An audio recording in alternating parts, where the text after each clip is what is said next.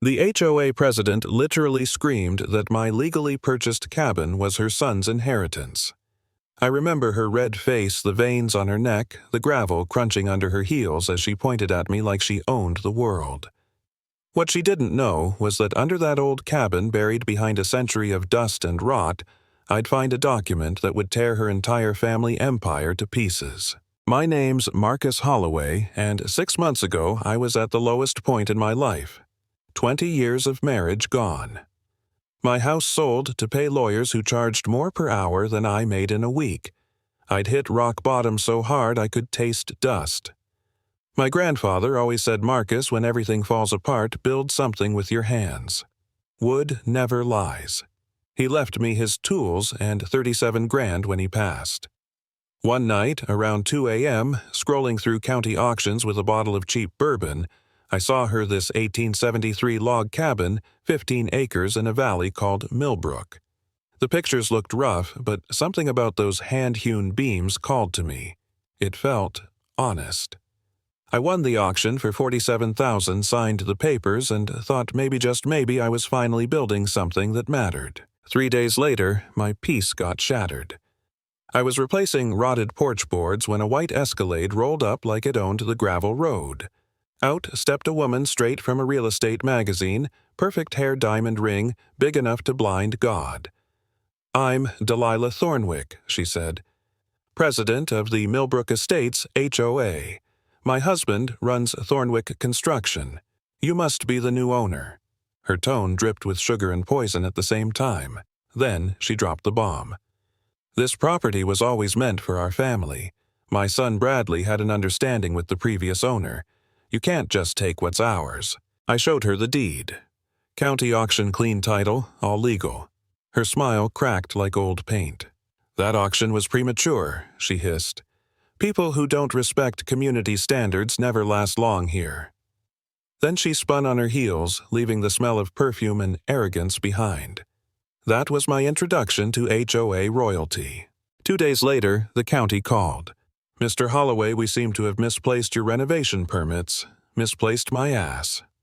The next morning, an inspector showed up acting like he was raiding a drug lab.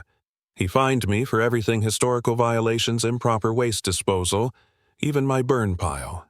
Over $2 grand in fines. Anonymous complaint, he said with a shrug. Right. I'd seen this game before. That night, sitting at my workbench, I thought about my grandfather's words again. When someone cheats, they're usually breaking their own rules, too. So I drove to the county archives. The place smelled like dust and regret. After hours of digging through old ledgers, I realized something big: my cabin was built almost a century before the first zoning laws even existed. That meant the HOA had zero jurisdiction, but I needed proof. That's when I met Eleanor Vasquez, 70-something sharp as her letter opener and meaner than a tax auditor. She looked over my paperwork and grinned. Grandfathered property. They can't touch you. Then her smile faded. But they'll try. People like that don't lose gracefully. She was right. The next week, Delilah's little kingdom came for me with everything they had. First, the HOA held an emergency meeting. I wasn't invited, but Eleanor told me to go anyway. The community center reeked of burnt coffee and entitlement. Delilah was at the podium with a PowerPoint labeled Property Value Threats, and right there on the screen was my cabin angled to look like a meth shack. Unregulated construction, she said sweetly.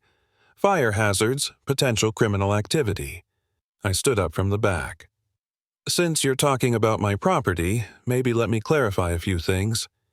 You could hear the gasps. Delilah's face went white, then red. This is a private meeting, she snapped. Eleanor's voice cut through the room like a whip. Public notice makes it public, dear. Also, Mr. Holloway's property isn't legally within HOA jurisdiction. Dead silence. Then she laid down the hammer. You've been collecting illegal fees from the previous owner for 17 years. The crowd exploded. I walked out that night with half the room on my side, but I knew Delilah wouldn't stop. She didn't. The following week, Thornwick Construction mysteriously started repairing the water main on my property line. Suddenly, my water pressure dropped to nothing. My lumber supplier stopped deliveries. My insurance got suspended after anonymous safety reports. I was being suffocated, one permit at a time. One night, sitting on the porch under a sky that smelled like pine and frustration, I asked myself if it was worth it. I'd lost my job, my marriage, and now even this dream was turning into a nightmare. Maybe Delilah was right. Maybe I didn't belong here. For a minute, I almost believed it. Then, I remembered my grandfather's note. Build something that matters. That's when the fight came back. A few days later, while fixing a sagging floor beam in the basement, my crowbar hit something hollow. Behind a loose stone, I found a leather-wrapped bundle tied with rawhide older than sin itself. Inside was an official 1873 land grant signed sealed and bearing my family name Ezekiel Holloway and his heirs. The grant described 50 acres, including the entire HOA subdivision. My heart stopped. They're fancy McMansions built on my family's land. Eleanor nearly jumped out of her chair when she saw it. Marcus, this isn't just property rights. This is a nuclear bomb. We brought in experts, a historian, a surveyor, even a geologist. The documents were authentic. The grant gave me ownership mineral rights and water rights everything. The HOA had been squatting illegally for generations. We went quiet for a week preparing. Meanwhile, Delilah escalated. Her husband's crew ripped up my access road for safety improvements. My septic system got sabotaged. Then came the inspectors 6 in one day, each armed with anonymous complaints about chemicals, livestock, whatever they could dream up. My property turned into a circus of clipboards and cameras. But I recorded everything. One night I caught 3 figures sneaking through my woods.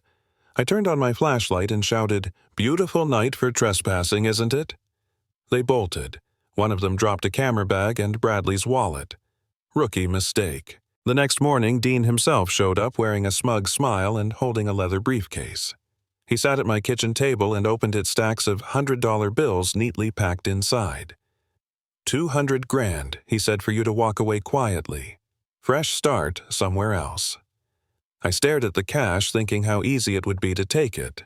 But then I remembered the 8 other families Eleanor found people they'd driven out with the same tactics. I hit record on my phone. Dean, why pay $200 grand for a property worth 47? You know what's under this land, don't you? His smile died on the spot. You're making a big mistake, he growled. We know people.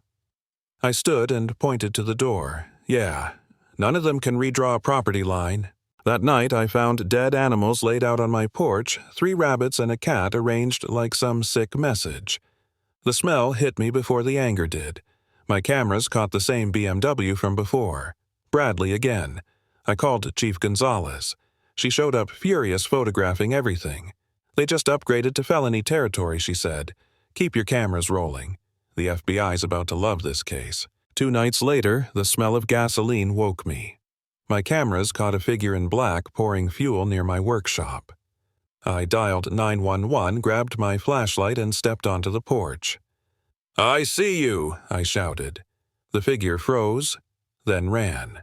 The fire truck arrived minutes later. Fingerprints on the gas can matched, you guessed it, Bradley Thornwick. He was arrested that same night, cuffed and crying while his mother screamed about family heritage. The next evening, the county held an emergency town hall. The place was packed, residents, media, even a state judge. Delilah sat up front with lawyers who looked like they charged by the heartbeat. My family built this community, she shouted, and this man is trying to steal it. I walked to the front with Eleanor holding the land grant like a sword. Actually, I said your family's been stealing from mine for 150 years. Eleanor laid the authenticated document on the table, the judge inspecting the red wax seal. The room fell silent. Then the judge spoke. This grant is valid. Mr. Holloway is the rightful owner of the disputed property. The HOA acted outside its jurisdiction. Delilah staggered back like I'd punched her. Chief Gonzalez stepped forward holding arrest warrants.